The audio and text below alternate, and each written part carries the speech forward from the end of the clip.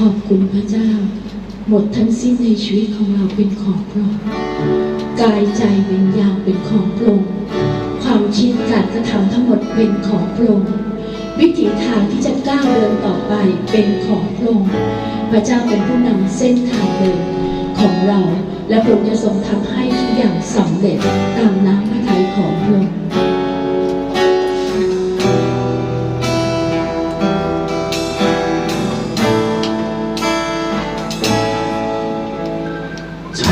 ชีวิตเป็นของพระองค์ทุกความฝันและทุกความต้องการ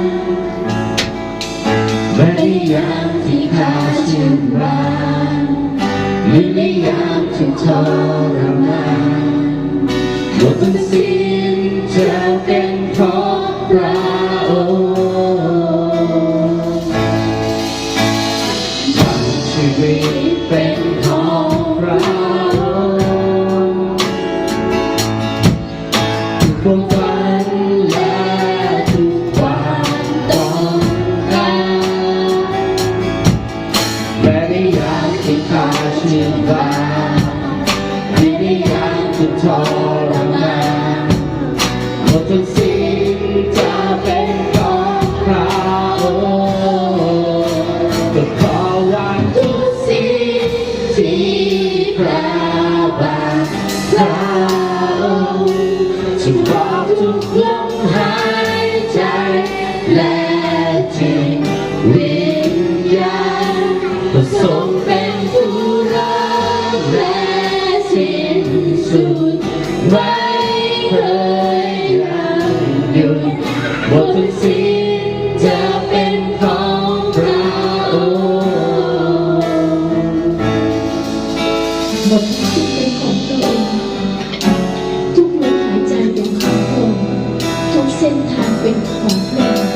ทุกปัญหาเป็นของพระองค์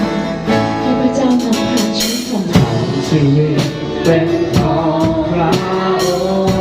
ค์ทุกความฝันและทุกความต้องการแม้ในยามที่ข้าชื่นบานหรือในยามที่ทรมานหมดทั้งสิ้นจะเป็นของพระองค์จะขอวางทุกสิ่งที่พระบาทพระองค์จะมอบทุกลมหายใจและจิตวิญญาณก็ทรงเป็นผู้รักและสิ้นสุดไม่เคยยังหยุดหมดทั้งสิ้นจะเป็นของพระองค์จะขอวางทุกสิ่งที่พระบาทพระองค์จะมอบทุกลมหายใจและจิตวิญญาณก็ทรงเป็นผู้รักและสิ้นสุดไม่เคยยังหยุดหมดทั้งสิ้นจะเป็นของพระองค์เมื่อต้องเดินทางกับความมืดมรณะพระองค์นำข้าและจะไม่ทำให้เสียใจยังมั่นคงและยังคงดีเสมอไปหากจะเชื่อในพระสัญญาทุกต้องลงแล้วไม่อาจยืนกลับขึ้นมาเพราะความเราจะดึงข้าไว้แต่ถ้าวันนี้คือวันที่หมดลมหายใจหมดทั้งสิ้นจะเป็นของพระ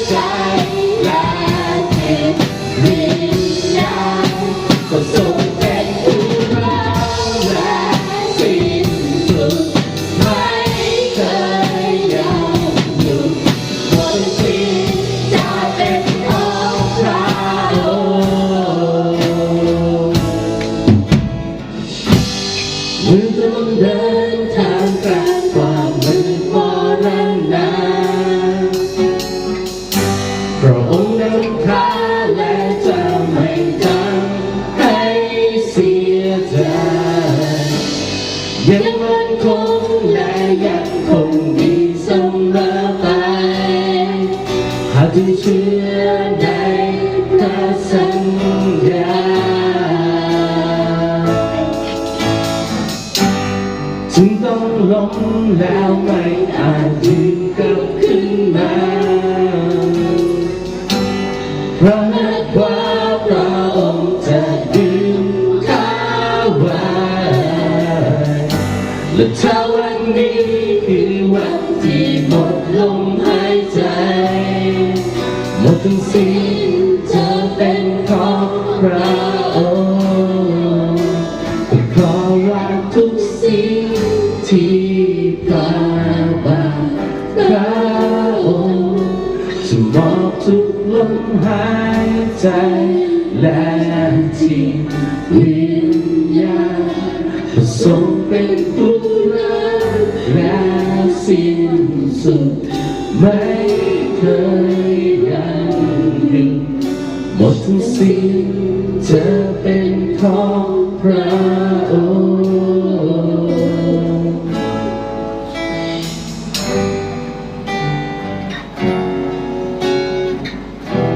พระองค์เจ้าค่ะพระองค์ทรงให้มาและพระองค์ก็จะทรงรับไปแต่ที่สำคัญที่สุดจิตวิญญาณของเราอยู่ที่ไหนเราจะขึ้นไปอยู่กับพระองค์บนสวรรค์อยู่ในอ้อมกอดของพระบิดาหรือเราจะต้องตกลงไปบึงไฟนรกมนุษย์มีที่เริ่มต้นและสิ้นสุดระหว่างทางเรากระทำตัวของเราอย่างไร